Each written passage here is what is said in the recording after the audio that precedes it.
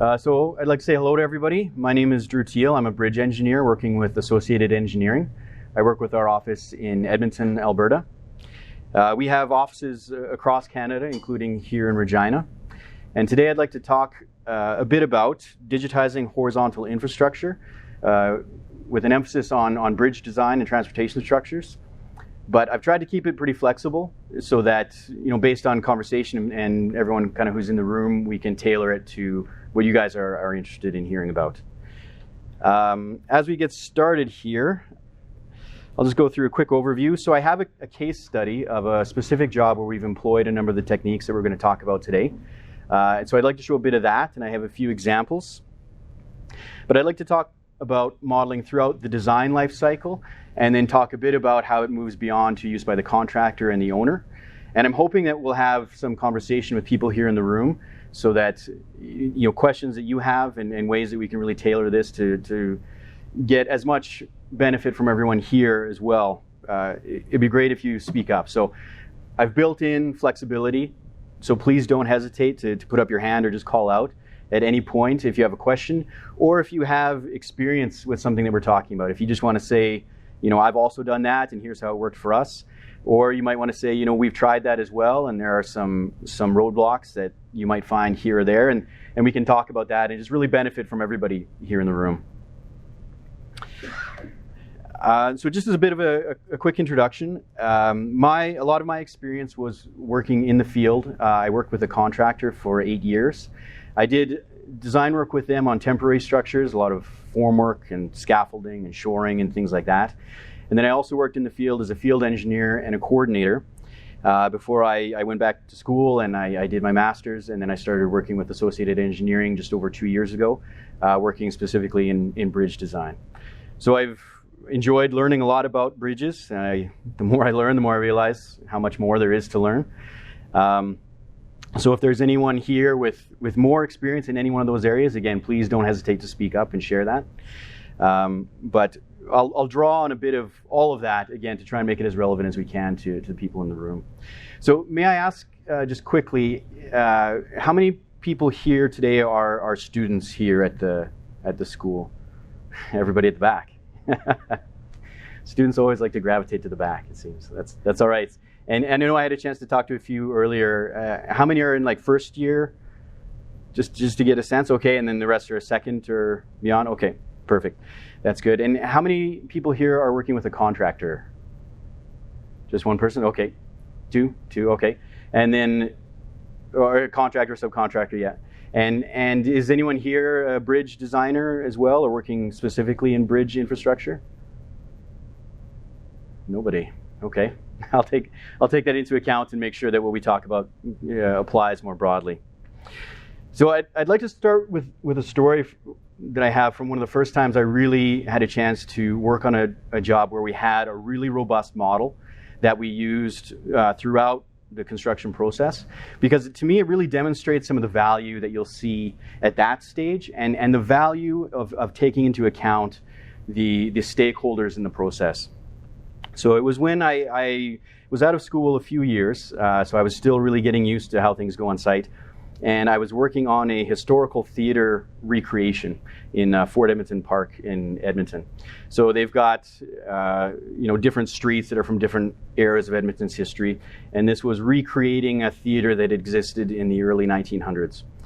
And so ironically, this historical building had been built by a very forward-thinking architect, designed, and so they had a building information model that had the MEP, the architectural, the structural, everything in there, and it was part of the contract on this job, so we could use it during construction. And so I was on the job because I was familiar with how to use that, so this was kind of my chance to use that and learn about construction. And I was working with a superintendent who had been working for a long time. He had years of experience, but wasn't as comfortable with computers. And in fact, when he heard that on this job he had this high-tech thing that he was supposed to use, he was actually pretty frustrated by that. One of the first things he said to me was, my job was to keep that away from him. He didn't want to see it. He didn't want to touch it. He knew what he needed to do to get this building built. And all these other things that were just kind of thrown on his plate, I was to keep those away. And I said, okay, that's not a problem, I can do that. And so as we went on in the construction, there were a number of times where our crews or the subcontractors would have questions about things that weren't on the drawings, and I would be able to just go into the model and pull it up. So if our MEP contractor said, you know, I'd like to see this section here or here, I would just pull it up and print it out, and he could use it. And so after a while of being able to grab this data that would normally not be available, the superintendent asked me, like, where are you getting all of this? And so I showed him that this was all coming from the model. And at that point, when in his mind the model was not a roadblock to doing what he had always done, but a conduit to the information to help him do what he had always done, it was a night and day shift in his attitude. And he became really interested in what we could get out of the model and what we could use to streamline construction by accessing all of that information more quickly. But at the time, I needed him to tell me what information was going to help the crews on site, because I could work the computer, but I didn't know, you know, what the subcontractors needed to see or what the guys building the formwork needed to see. So he would tell me what information was valuable, and I would find it. And then together we were really able to leverage that. And so even today, that's kind of how I would like to approach this, where I'll show some of the things that I have done and that have worked for me on these projects. But at any point, if you have a question or a comment, or if you'd like to say, could you do this because it would help me in my stream, I think that'll be valuable for everyone. So please don't hesitate to jump in, and so that hopefully we get that same kind of value where this is really seen as a conduit to helping us do what we do already. And then we can talk about how that can kind of change our workflows. So the type of modeling I'd like to talk to today as well is more of the building information modeling, even though it's specific to bridges. For structural engineers, there's an analytical modeling, which is a little bit different. If I'm building an analytical model of a bridge, I'm worried about nodes and members and cross sections and how those behave under load. If we're building a building information model, we're looking more at objects and the geometry and then the data attached to those objects. So the two can talk to each other and they tie together, but they are also somewhat separate. And so if you're talking to a structural engineer about modeling, often what they'll picture is what's on the right, is an analytical model for structural design. What I'm talking about more today is what's on the left, the building information model and the geometry type of modeling. So the case study I'd like to look at and present a bit is the Southwest Anthony Hendaye Bridge in Edmonton. It's part of the ring road that they are now widening. So for anyone who's familiar with Edmonton, it's basically the southwest corner of that ring road. They're going to widen it in each direction and add another lane. And so each of these bridge structures will have another lane added on the north and south, respectively. So the bridge piers were built with that in mind originally. So the piers in the river can take one more girder on each side of the structure. The abutments and the deck itself, we're going to have to partially demolish and add on to accommodate that additional lane. So we have completed design on this. It's been awarded to a contractor, and they are starting pre-construction right now, and then next summer is when they'll be really working at it hard. So for anyone who's going to Edmonton, avoid the Southwest for the next 2 years. It's not going to be pleasant. So just a few stats on there, just 3.7 meter wide lanes, but really what's important for this is just knowing that we have to demolish some of the structure and add on to it, so we're working with existing, but also new. So in the design process, you start from the conceptual stage, you get into design development, is just figuring out how things will fit together, and then it progresses to the final design and the design documents. And throughout that process, we applied modeling techniques in different ways, and I'd like to talk a bit about how different techniques applied at each stage in the process, and then how it could apply to other types of construction in that process as well. So one of the first things that we did was use reality capture techniques to try and bring into our modeling environment the actual conditions out on site.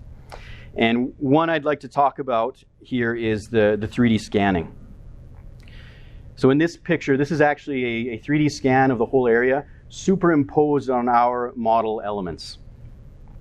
And I'd like to quickly it's kind of playing with fire to try and show live demonstration here, but I'm going to give it a try. So this is the Revit model that we developed. And we developed it just to better understand how all of this fits together. Our client didn't ask for the model. They aren't really interested in seeing it. We developed it for our own value internally during our design process. And one of the first things that we did, again, we got this 3D scan from a survey company, and we built these model elements to represent the existing structure as per the as-built drawings. So we took the as-builts, we digitized it using Civil 3D and Revit, and then we superimposed them to see how things were actually fitting. Did the as-built drawing actually match what was in the field? And in particular, we were looking at these areas here where we have abutments, because the Edmonton River Valley is notorious for being quite unstable. We have a lot of glacial clays and silts that in the river valley, there have been a number of high-profile failures where roads have slid into the river, and anything in our river valley had very, very deep foundations. And in this case, when they originally built this, they were concerned about that instability and what it might do to the abutments. So they were anticipating that the abutment might actually move on each side, that the slope might fail, the abutment would move. And so into the abutment, they built the ability to jack up all of the girders and a portion of the abutment, to jack it up, move it over, and then put it back down to accommodate that, if that should happen. So one of our first tasks was to answer the question, has that happened? Do we need to make those adjustments? And this really helped us to assess that.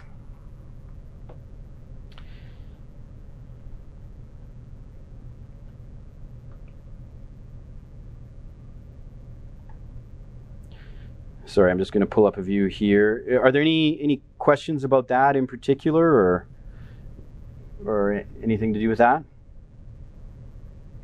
What did you use for data collection?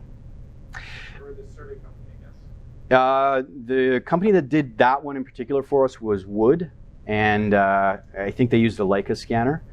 One thing that I found, we've had scans done by a number of companies using a number of different pieces of equipment, like Leica, the Faro, the Leica BLK, the little one that people may have seen. One thing that I've really found is that the 3D point cloud is very versatile.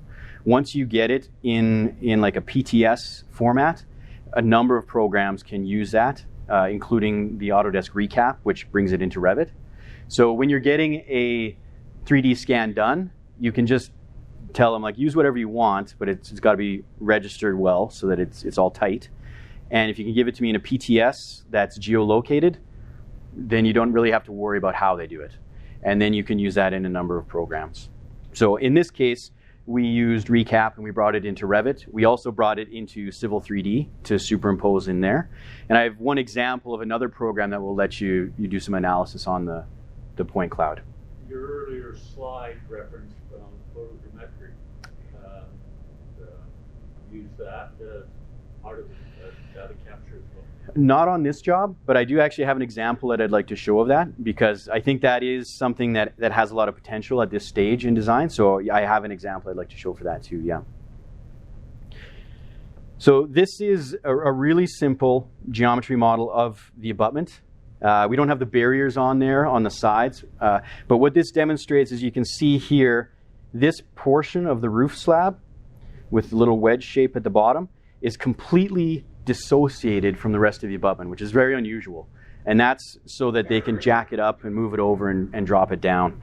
But because we're adding on to this side on the one abutment on the northbound, and then this side on the southbound, the slope that matches the super elevation of the road, it caused some challenges, because as we extend, we need to follow that slope.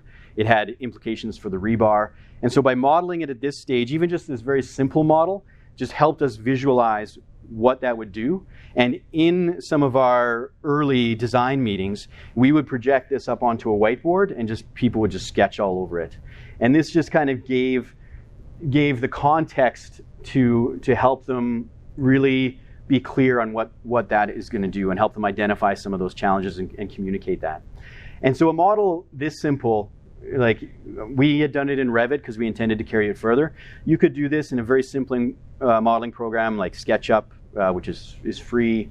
Really any modeling program. If all you want is just this 3D geometry, there's nothing wrong with just a really simple model like that that's going to help you at that stage. I am a big fan of SketchUp because it's so accessible and so easy to use. But as we kind of go through the progression of the model, you'll see the point at which a modeling program like SketchUp kind of hits its ceiling, where you want to start to attach data that's going to be meaningful later on in design, and then also to the contractor and the owner. And that's where you find SketchUp kind of falls short. But sometimes people kind of deride SketchUp because of that, because of its limitations. And I would really encourage people, don't be afraid to just get your feet wet by trying that. And just take into account that if you want to take it further, you'll have to be aware of that. But there's nothing wrong with just a really simple model like that. So at this stage, we had the simple model, we had the 3D scan, we could see how things were tying together. We could superimpose the 3D scan of the as-built model of the bearings, and we could see if the slope had moved. By doing that, we were able to find that it hadn't moved the way that they had thought. Which for us was a relief, because we really didn't want to have to jack it up and move it and drop it back down. So someone else will have to worry about that down the road if it moves. So that was good news. But the 3D scan really gave us the confidence in that, because you can cut sections in this model and really visualize and see that and see how it ties together and communicate that really well. Another example I'd like to show quickly, this is another 3D scan we did of a different bridge. In this case, the surface of the bridge had been milled down by the contractor, and they found that as they milled down, they were finding things they hadn't expected to see. They were hitting rebar before they thought that they didn't think they would hit rebar at all, and at times they exposed it. And so they said this deck was not poured according to the as-built. And so they stopped, and we did this scan so that we could really quantify exactly where they were at, and was it an issue with the as-built condition of the bridge, or had they made mistakes in how they were doing the milling. And so this is a simple 3D scan. It was done with the Faro scanner. It wasn't a geolocated scan, because we didn't need that. We were just interested in the bridge deck itself. And we took this scan data, extracted it, and put it into this program, which is one that I really enjoy. It's a free open source program called Cloud Compare, and it lets you take those points and then compare them to different geometries. So we were able to create a bridge deck in Civil 3D that was basically ideally the perfect bridge deck, and compare that surface to the points where they had milled, and see were they where they had aimed to be, which I think was about 50 mils below that final deck surface. And so here you see anywhere where it's blue, they hadn't milled deep enough, and anywhere where it's red, they had milled too deep. And you can see the point cloud even captures like the ridges from the milling machine. It's very high level of detail and gives you a lot of information there. So this point cloud as well, you can pull back out, put into Revit if you want to create drawings from it. So you could put it in, have plan sections, elevations, and show that as the evidence of the as-built condition. And again, this is from a scan this scan was done out of town. I think it cost us about $1,500. So, and most of that was travel time for the subcontractor. So it's not expensive to get this kind of data. It's not hard to work with once you've got it. Again, this Cloud Compare is a free program. Autodesk Recap is $50 a month. So if you've got a project where you want to use it for $50, you've got it for a month. Neither of them are the most powerful programs available, but for $50, you can do quite a bit and you get quite a bit of value out of it.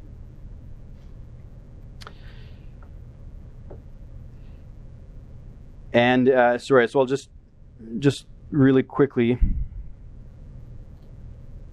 look here again. So that kind of looks at the 3D scan and using that form of building information modeling at this early stage in design.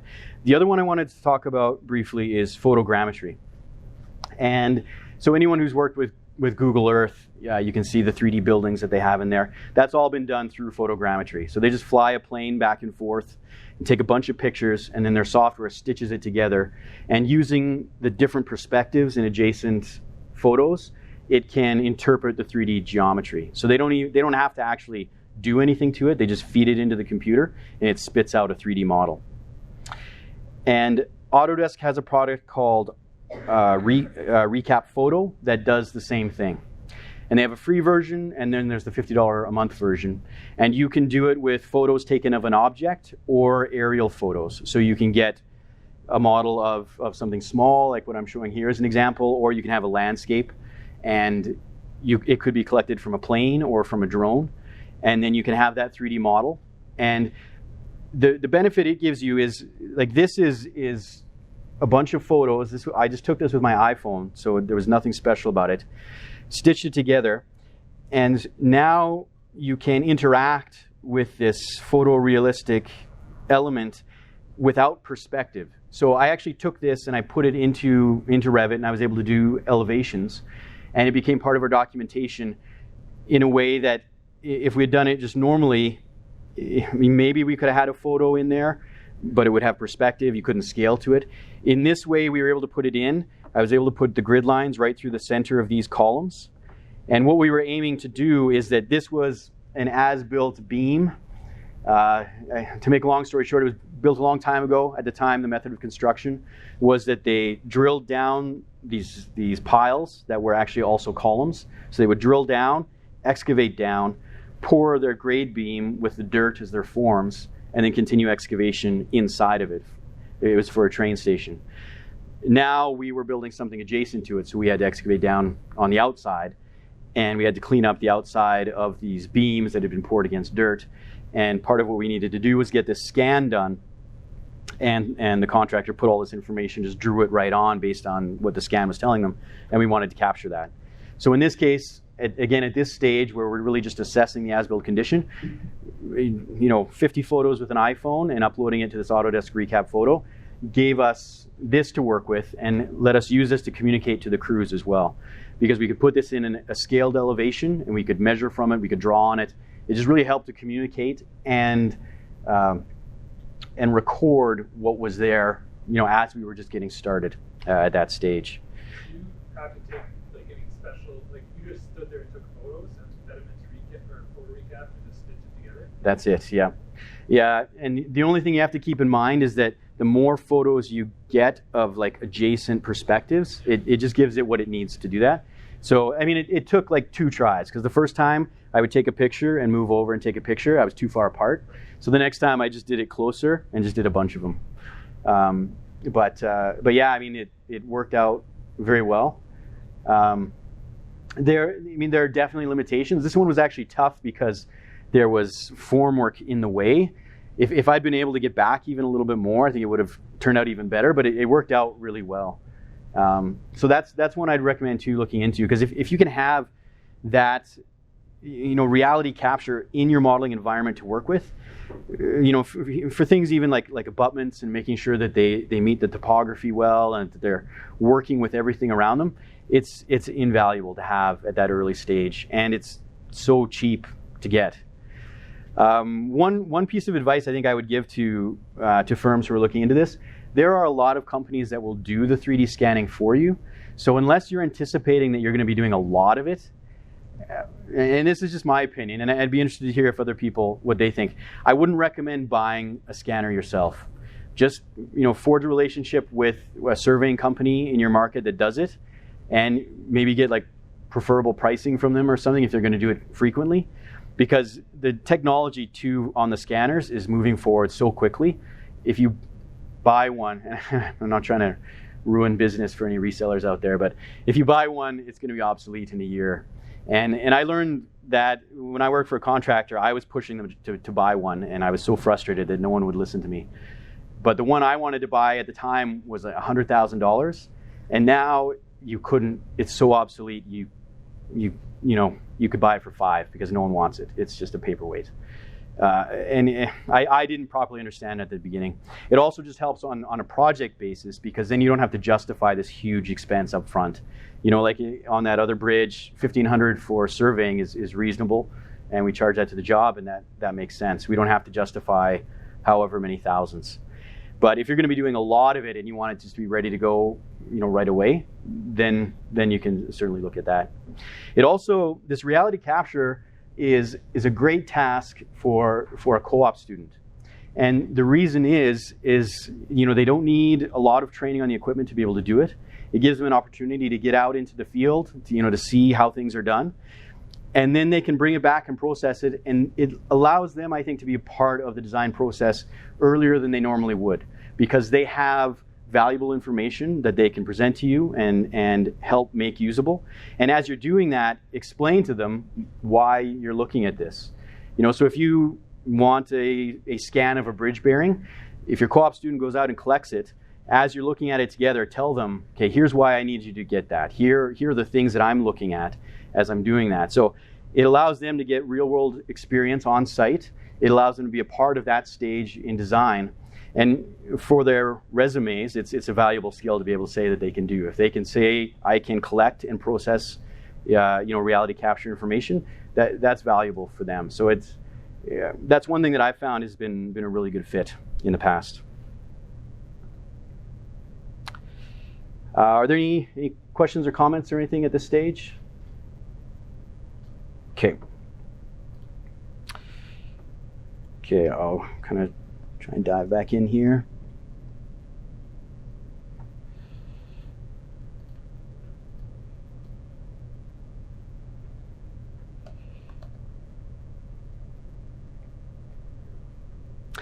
Okay, and on this slide, on the right there, is a view that we took from that Revit model where we superimposed the scan and the model of the bridge deck.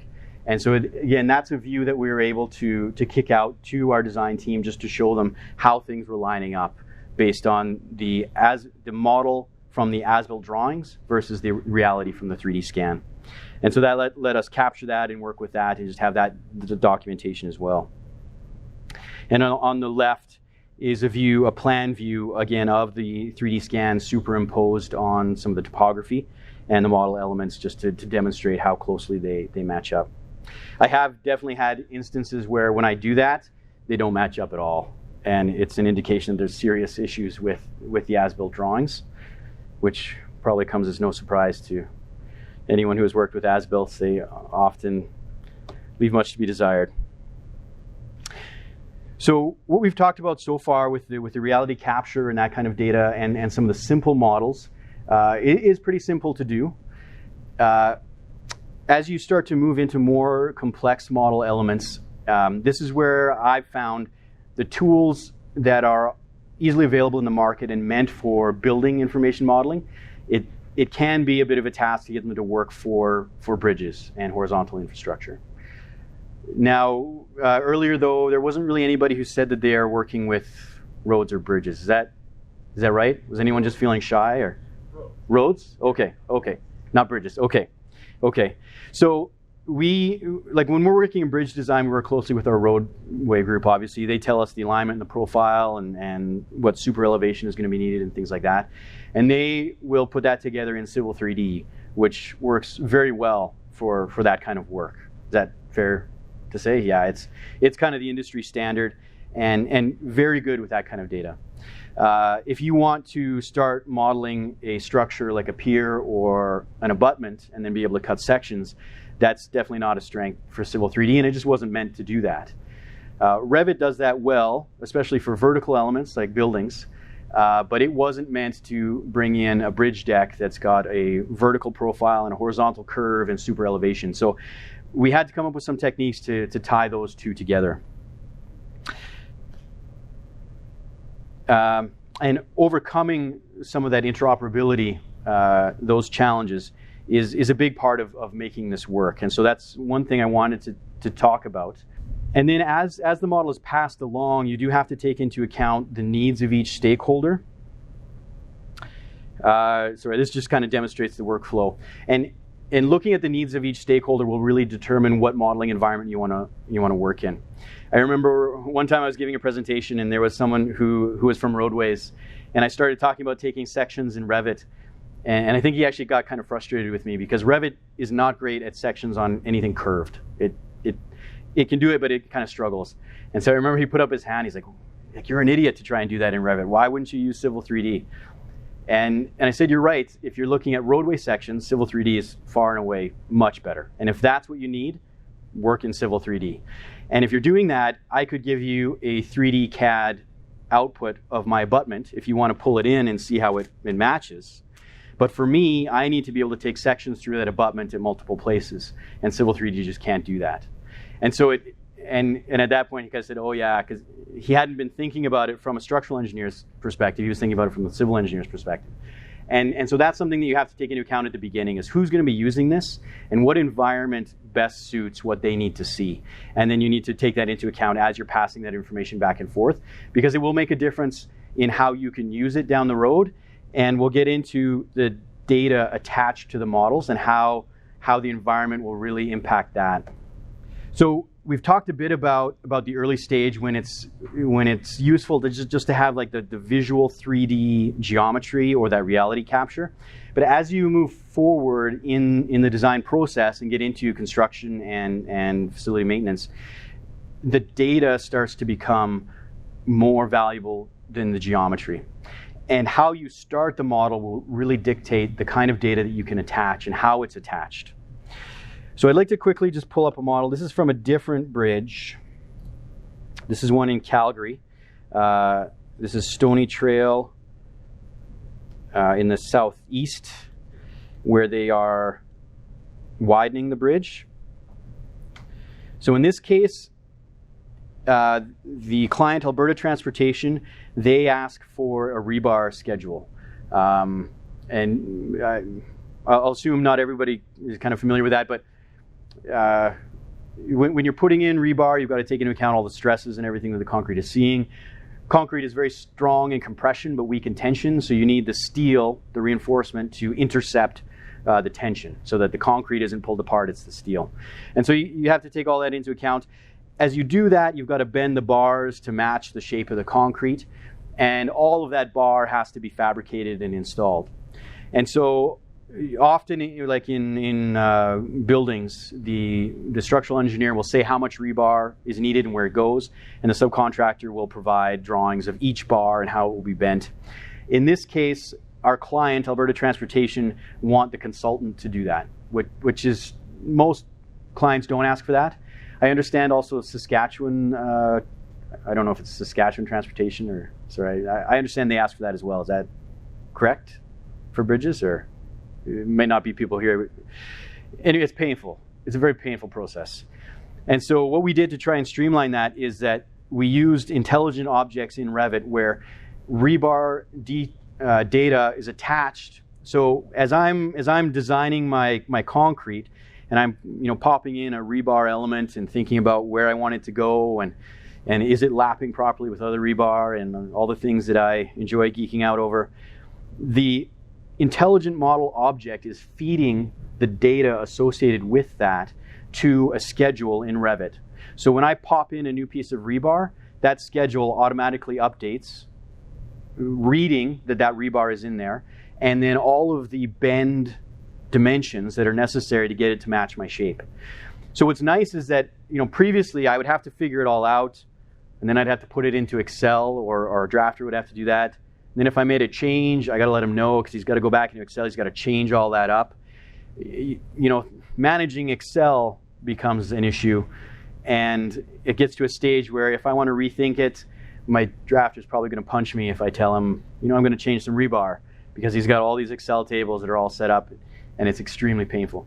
By having Revit use that intelligent model data, I can play with it all that I want, and the computer will take care of the boring work. It will extract that data, present it in a table, and keep track of that for me. It also just automatically pulls out all the quantities and takes care of all of that. And by doing that and having these data-rich and intelligent objects, I can also use the model as a means of data visualization. So I can start to query the model to make sure that I haven't missed anything. So what I'd like to do, so again, in this model, we've got all of this rebar. And in a bridge like this, in the upper portions, in the deck of the bridge, you need to have stainless steel reinforcement because they're going to be putting salt on the road, and salt and steel don't go well together. So you have stainless steel reinforcement in this, they call it the splash zone, anywhere that's going to see road salts. I need to make sure I don't forget to assign stainless steel as the material type for all the rebar that I put in there. So in this program, what I did is I queried my model, and I said, okay, find all of the reinforcement objects that I've placed, find all of the reinforcement objects that I have assigned a stainless steel material type to, and color them yellow for me. And it'll do that. Now, anything left white is just called black reinforcement because it's just the carbon steel. And it's cheaper. So you don't want to use stainless steel unless you have to. So if I had asked the computer to do that, and suddenly all of my rebar down here highlighted yellow, I've got a problem that the client isn't going to be happy with because I have specified expensive rebar where they could use cheap. And by querying the model in that way, it gives me this data visualization where it pops out and it's just this visual cue that I've made a mistake.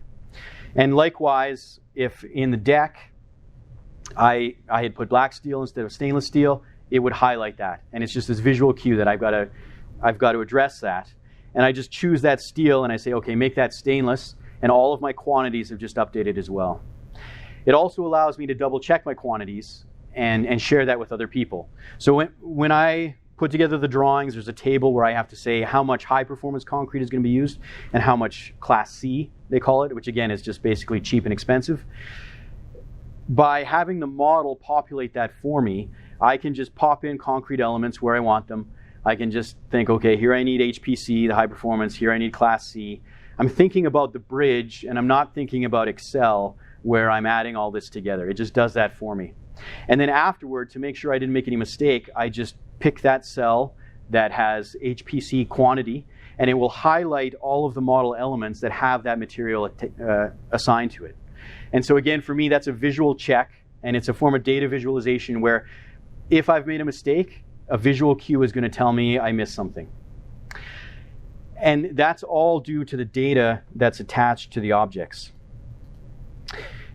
Now, as you're modeling, with that in mind and with the intention of being able to do that, you have to keep in mind the kinds of data that can be attached to different objects.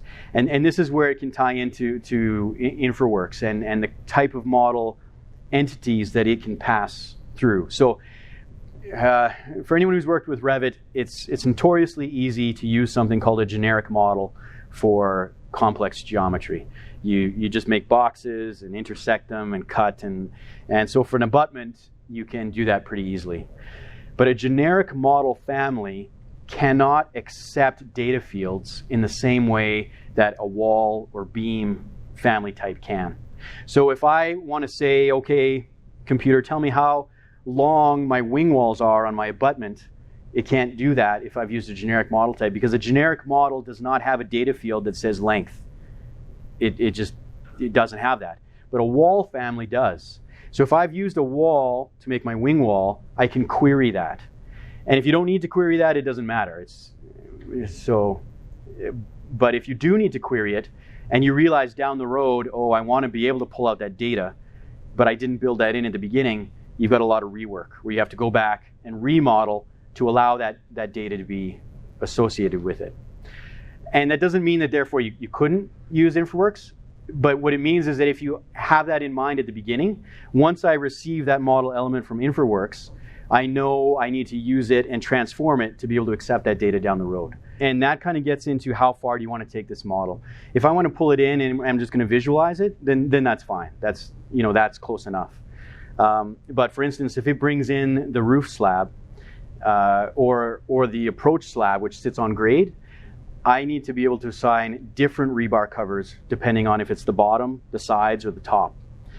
And the Infraworks family that comes in won't have that. It will have just one rebar cover, which for most people is fine. Again, and maybe I just I just take that into account and still use the geometry and just click to the corners and replace it with the family that I need. So I've still benefited from that, but I've transformed it into what I need. And then if you want to get into analytical modeling, it's different again. So yeah, and there it gets into the really nitty-gritty details of the data. And yeah, and I do geek out about it a bit, and I know sometimes it can be pretty dry. But this is where we start to get into the building information modeling aspect of it, and taking into account all of the stakeholders and how that value is going to be passed along. Because I can build a model that, like, to me, this model is fantastic. It's got rebar, it's got concrete, it's got material types.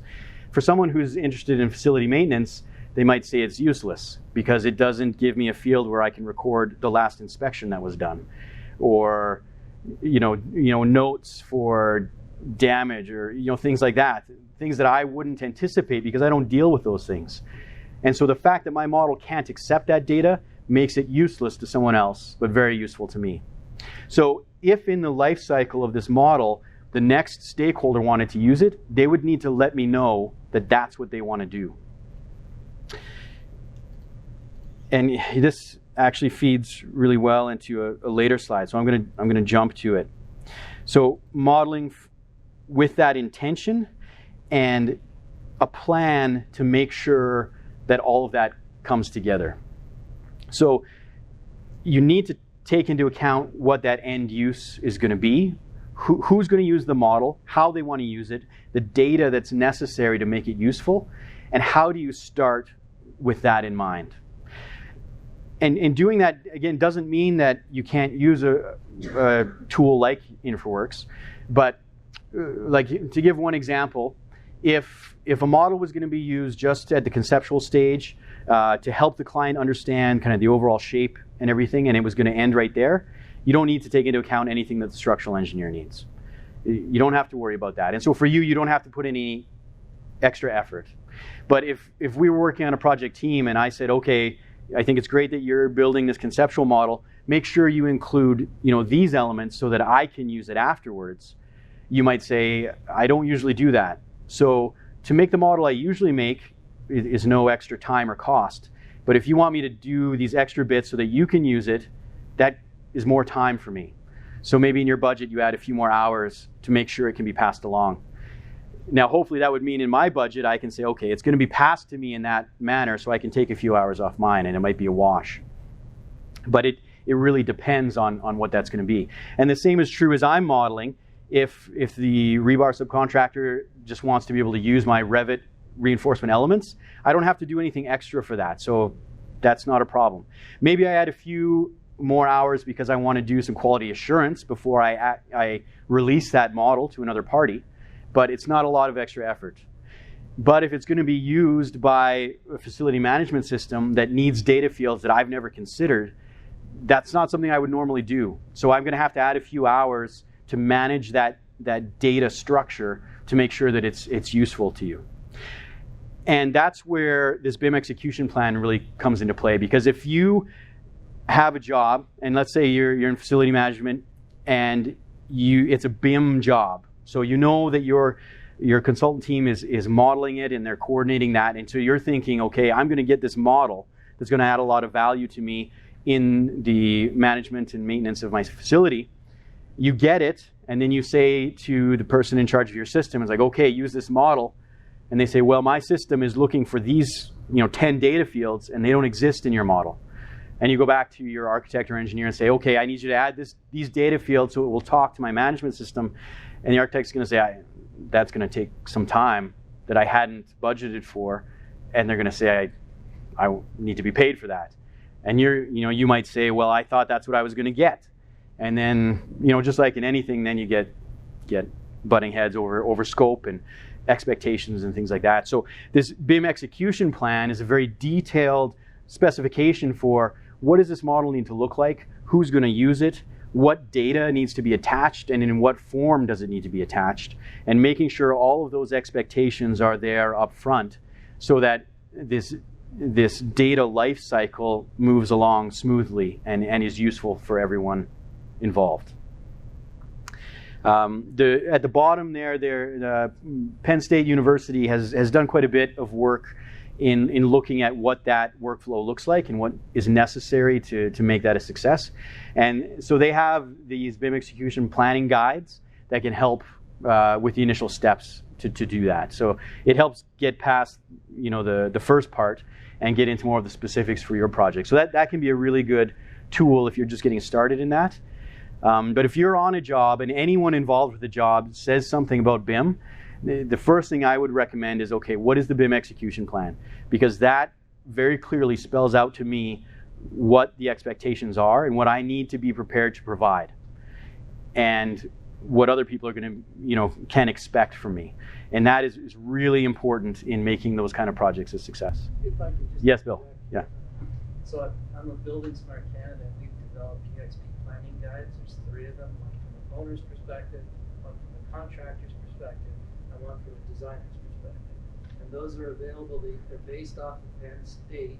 They provide all the commentary and explain how to fill out the Penn State guide. Oh, okay. An execution plan, and they're a resource that's available today through the Building Smart website. Okay, so you go on the Building Smart website and you can just download them. Okay. Yeah, they're for purchase.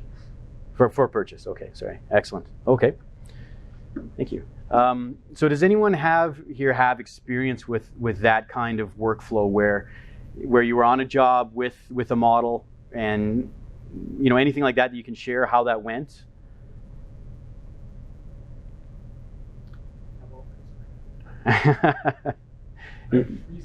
Oh, sorry. Shared models with contract, like civil 3D models for Infraworks. Okay. Especially on like really big projects, a lot simpler than going out and staking out. Yeah. And having your stakes knocked out. Just kind of share them all back and forth. Get really your important stakes in the ground, but like for like important back rating or whatever, just like just use the model and get your targets. So yeah. That's been real nice lately. Okay. Throwing back some stakes and having to get knocked out and going back some stakes. Yeah. So did that go pretty smoothly? Yeah, okay. Yeah, good. I know I wasn't able to make it to the keynote this morning, but they talked about liability associated with models and model sharing. Did they talk a bit about that? We didn't really, we have like a general disclaimer at the front. There's a really good working relationship between us and the contractor, and we had no problems. Okay. I'm sure there could be, but there was no real, we were throwing balls back and forth on the daily. Okay, yeah. Okay, yeah. I could chime in on that one. Sure, Bill, yeah. So the Institute for BIM in Canada developed a contract appendix that deals explicitly with model handover, Okay. copyright, and right to use. And so that's also available through the Building Smart website. Okay, excellent. It's an appendix, it sits on a standard ACEC, RAIC, CCDC contract as well as others. And it just depends to deal with the specifics of model handover. Yeah. Okay. And that's a valuable resource to have. I know. So we're working on the bridge for the widening of the Southwest Anthony Hendaye. I've talked to people who worked on the original construction of this Anthony Hendaye Ring Road, and in that case, it was several years ago, and I think the contractor who was doing the earthworks was just getting started with grade control on their equipment, and so for anyone who's not familiar with it, they can take GPS units, stick it on the blade of a grader, and that grader can then talk to a 3D model, and they just drive along and it automatically moves how it needs to move to shape the landscape appropriately based on the model data that it's given. But it does exactly what it's told to do. And in this case, for anyone who's worked with Civil 3D, and maybe you can speak to this, sometimes your topography surface can get irregularities in it, and you can have a bit of a sharp corner and stuff. And in this case, there was an area where there was like a dip in the surface that they hadn't intended to be there. It was really sharp. And so the grader was going along, reading the surface, and all of a sudden it went like that and dug right in, and it broke something on the machine. And so then they say to the company that gave them the model, your model just broke my $200,000 grader. You owe me $200,000. And they said, well, we never intended for you to do that with our model. We just thought you were going to, use it for placing stakes. And they said, no, we wanted to feed it right into our machine. And that was kind of back at the beginning, I think, of that. And that's an example of, you need to be clear with the authorized use of the model. I know there was another instance where I was working on site and we were surveying from the model. It was a large rec center. It had some strip footings. We were told the model was fantastic. We could use it. And so I just went and I started pulling corners out of the footings, and we feed that into our total station, placing corners, putting down formwork. And what we ended up finding was that the model element was modeled to like 1,100 mils wide, but they had changed the name of the element to 800 mils wide. So in the drawing, it said 800 by 600 or whatever it was, but when we went to lay it out, it ended up that the footings were overlapping. And so right away, we went back to them and we said, why is this happening? And they hadn't changed the width data field. They had changed the name data field of that model element, making it inaccurate. And that was a particularly contentious job. And so some of those things we said, well, you told us we could pull quantities from this. Your quantities are wrong. Here's an extra. That speaks directly, critically to the importance of the Bim Execution Plan. Yeah. That has to address level of development. Yeah. Because that's really your level of effort to deliver something, and it's the reliability of what you deliver. And then into that, you have to include a model quality control mechanism to ensure what you just described isn't happening. Exactly, yeah. And that's why, sometimes, I'll hear from contractors, like, can we have your model? Because that would make things easier for us. And as soon as they say that, I think, have I covered all of that off? Like when I'm using it, that's fine. I mean, if I screw it up, then that's on me. But even if I'm feeling like my model's pretty good, as soon as I'm going to hand it over, I'm trying to think, okay, what are they going to do with it? Are there things that they would do with it that I didn't, that, data that I didn't use could cause problems? You have to start thinking through all of that. And so to them, they're like, what's the problem? You've got the model, just give it to me. But to me, I'm thinking, is there something I haven't thought of that could open us up to that kind of liability? And people will get frustrated because they see this model that you're using and they could use it, and to them, they're thinking, why don't you just give it to me? It does open that up a lot. And so then you say, well, I could give it to you, but it's going to be an extra cost, because I'm thinking, okay, it's going to take me like 10 hours to go through, make sure it's all good, have another person do a quality control pass, make sure it's all good, get it ready to go. That's 10 hours that I wouldn't normally put in. Yes? The counter argument to that, though, is before that model has been passed over even for production drawings, it should have gone through a QA/QC process. So how do you do production Yes. without having models QA/QC? And you're right, but that kind of demonstrates an assumption. So I'm just saying that 10 hours should have already been built in to your hours. How many times have you seen drawings where they punch the number on the drawing, but you Yeah. don't change the data, right? Right, that goes back to So that's what I'd say. proper workflow. Yeah, and that's If they're the just, execution plan if they're just, level of development. yeah, if they're just like numbers, it's still not proper workflow. Right, but if you know what you're agreeing to deliver early, then you make the right estimate of what your cost to recover your service is going to be, and then you can accommodate it. What happens is you build a model still with a purpose. Yeah. You build some contract says, oh great, can we have that? And your project manager goes, sure, we have a model, we'll send it to you. And then exactly what he says happens, it breaks the machine. Because sometimes, like, you never display triangles on this paper on a drawing. You'll display contours. So if your contours look good, and that's all you're expected to deliver, you're fine with that. Say there's a triangle that goes down to the As a designer, I always work with triangles. I never work with contours. Contours will show me that. Yeah, I'm working in triangles. So when I see a dip, my first reaction is, oh, I try to fix that. I think it's Mhm. more, not so much, a dip. What about design intent? So if I'm building design intent, I'm building a road that goes underneath the bridge. And I'm going to build enough design intent for the road, but I haven't counted all of the existing conditions for the tie-in, right? Because that's not the scope of what I typically being paid for. I'm being paid to design the road. Right. So if they're machine grading right now because I'm conveniently provided them a model and they go to the the tie-in points, it goes, well, you haven't modeled this, right? It's like, oh God, was it scoped to do that work, right? This is the kind of problems we get in when we freely restrict the model.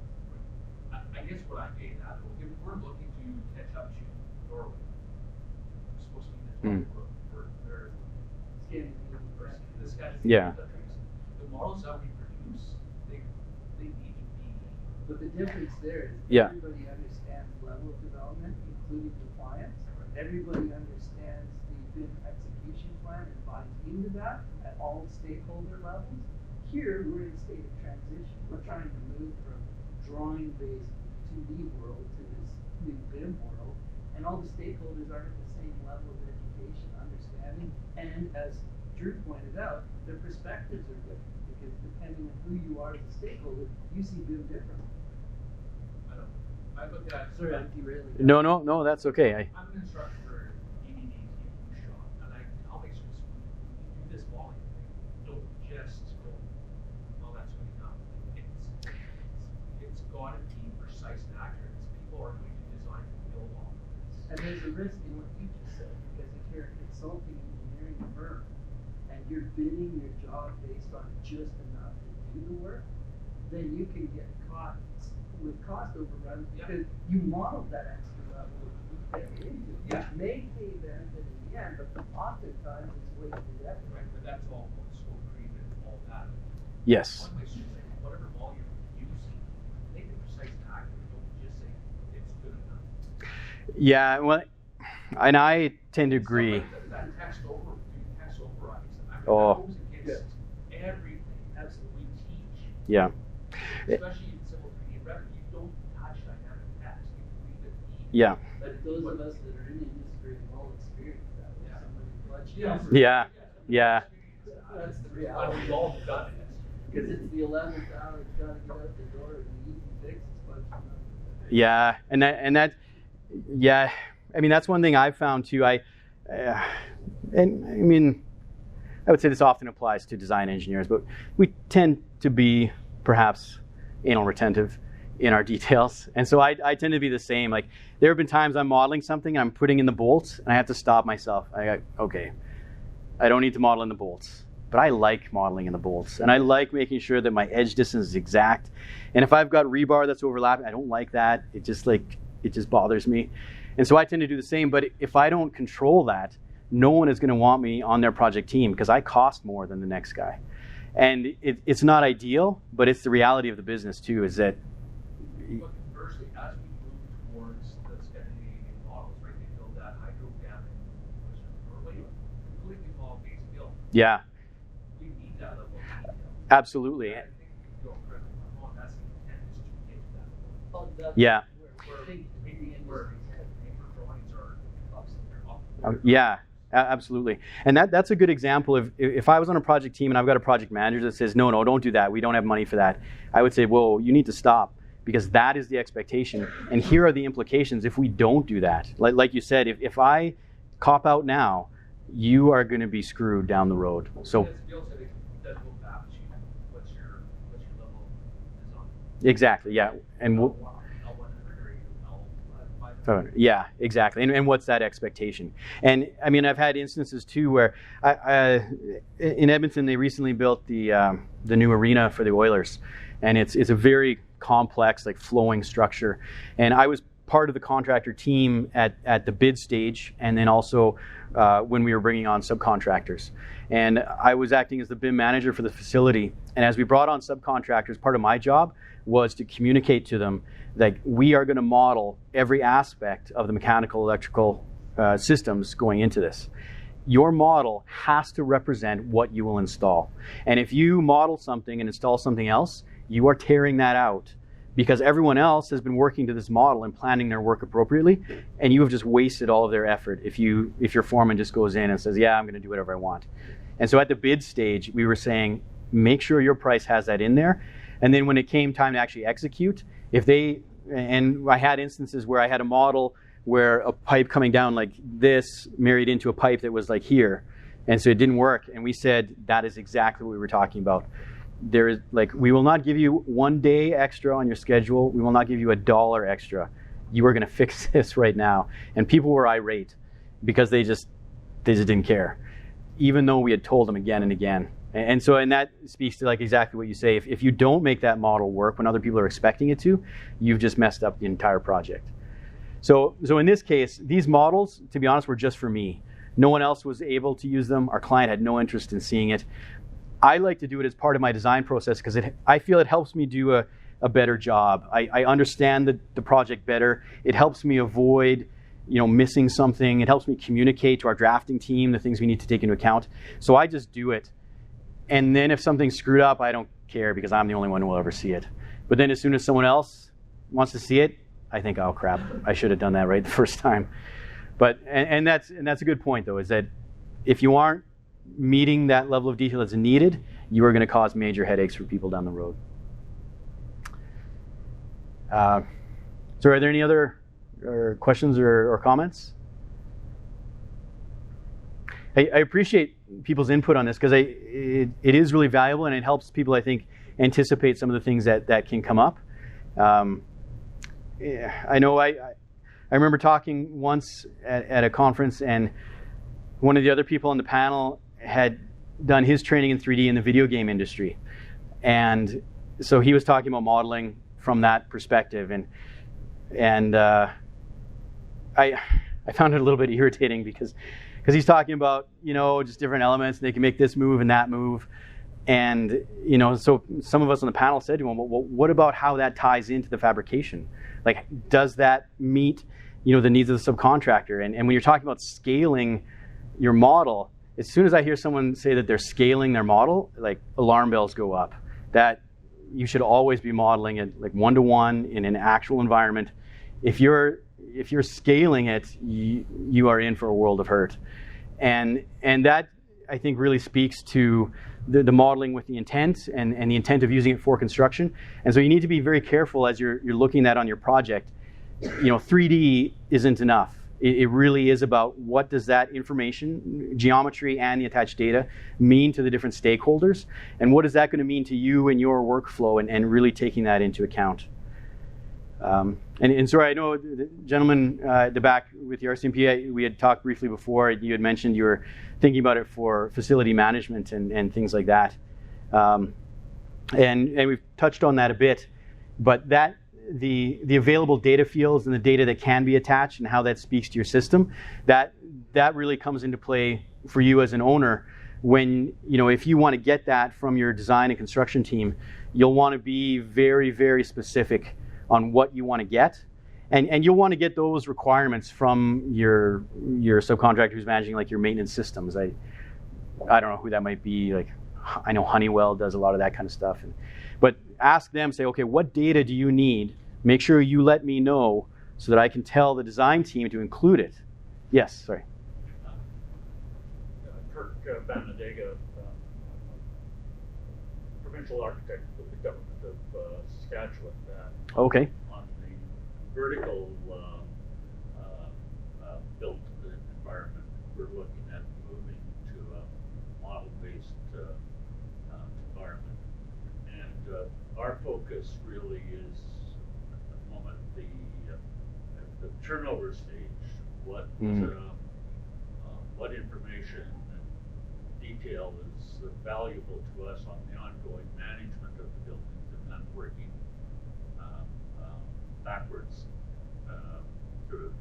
So the whole notion of the Bim Execution Plan is will be critical to us. But other than focus on the front end, we're focusing on what do we need to manage the facilities when the project is finally turned over to us. Yeah, absolutely. And that's a really good point of focusing on like beginning with the end in mind.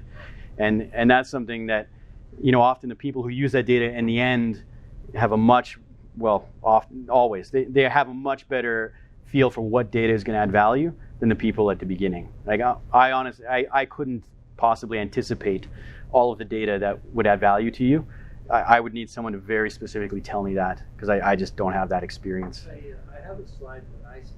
I have 3 pie charts on the screen. And on the left, I have the design team. In the middle, I have the contractor. And on the far right, I have the owner. And the pie chart transitions from being 90% geometry, 10% data, Mhm. 50% geometry, 50% data, to when you reach the owner, it's all about the data and very little about the Yeah. geometry. If you think about it in that context, then it makes some sense, because if you're using BIM for construction, and at the end of construction, that's the end of the BIM's life, at least you know what your requirements are going to be. Yeah. But if the end goal is life beyond construction, which is a longer piece of the existence of the asset, then you need to think about what does the owner need in the end. And a lot of the data that's used during construction and design is completely irrelevant when you're operating and managing. That's right. Yeah. Yeah. Rebar is a good example. Once it's in the concrete, no one really cares about it. Yeah. Yeah. Okay. Now, I appreciate everybody's patience to be going through. Oh, yes. Sorry. Yeah. Hit the nail on the head at the beginning when you spoke about the older contract. Or spoke about the older contract. But we need to find real creative ways of convincing the older contractor this is going to work. And I like how you did it. As you show him your work and how it works for him, they learn and adapt to it. Yeah. It's all about working with people. It's the social. Yeah. And change is hard for everyone. Yeah, absolutely. Absolutely. You know, it's so funny you mentioned that, because I was just thinking, I've talked a little longer than I'd intended to, but there was one thing I really wanted to talk about, because for me, it's a bit of a pet topic, and it speaks directly to that, and it's from that experience. That superintendent that I worked with was very, very good at managing the people on site, knowing, you know, what the plan should be to get things installed, to make sure the subcontractors are on schedule. Like, he had that down pat, and he knew what to do.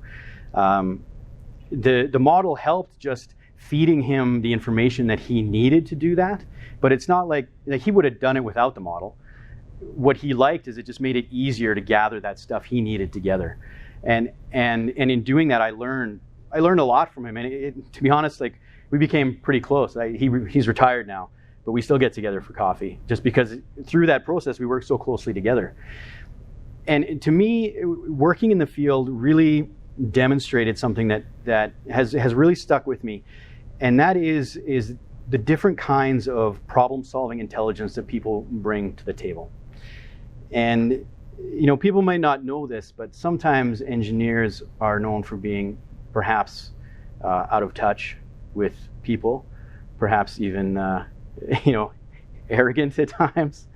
I can't imagine why people would think that, but it's, you know, we have been so focused on a certain type of learning. You know, I learn a lot of math and a lot from books.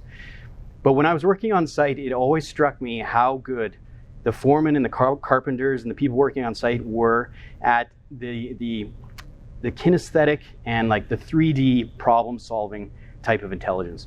Like, there were times I would come up with a plan and a carpenter would look at it and say, you know, if you did it this way, it would be much easier. And it had never occurred to me to do it that way, and he was absolutely right.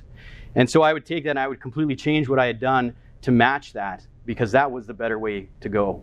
And recognizing the value of that is important. And it's important, I think, in getting the most out of the people on your team, is recognizing that just because maybe they don't, you know, do a lot of math doesn't mean that they don't have a lot to offer in solving the engineering problems on a job. And so if we can use this technology as well to speak to them in their language, it helps them engage more by speaking to them in a way that means something. And so one example I have there is 3D prints and physical models. Because there are a lot of people that are strong kinesthetic learners, and when they can touch it, they understand it very, very quickly. You know, and then these might be people who gravitate to things, you know, like becoming a mechanic or a carpenter and things like that, because it speaks their language. And so if we can take this model, kick it out to a 3D printer, and give that to someone, you know, someone who may have normally looked at my drawings that I think are great, but to anyone else are just incomprehensible gibberish, they're holding this model and they think, okay, I know how to approach this, and I have some ideas on how we can get in there. It sparks that conversation, and it's using the same data It's been presented to them in a way that speaks to their type of intelligence. And I've done that a couple of times with 3D prints, and it's amazing how the level of engagement will just shoot up once the information that they're working with speaks their language. And sometimes it's a physical model, sometimes it's those renderings or an animation.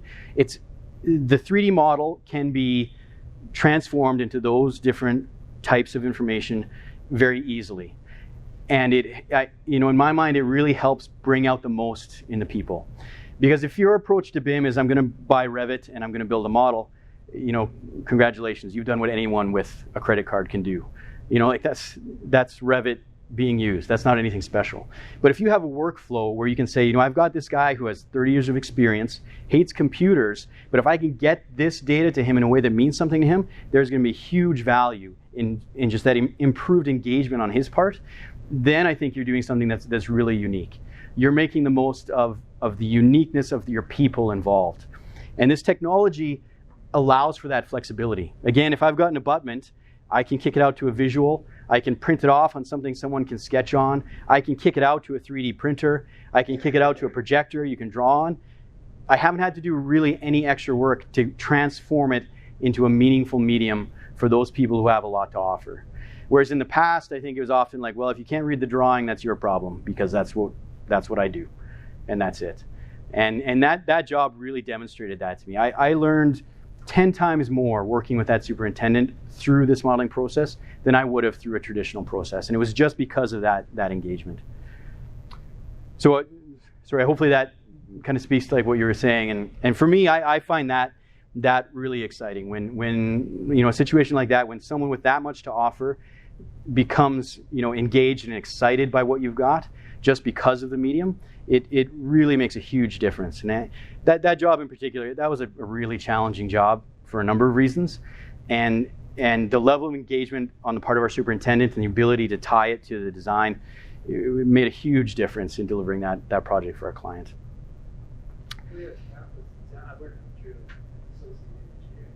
We have countless examples of where this exact same thing was happening. When it comes to mind, we did a treatment plant. A treatment plant was a design and build project, and we did construction administration. So we did all the design, and we went into construction. We put our chief modeler down there as a construction manager.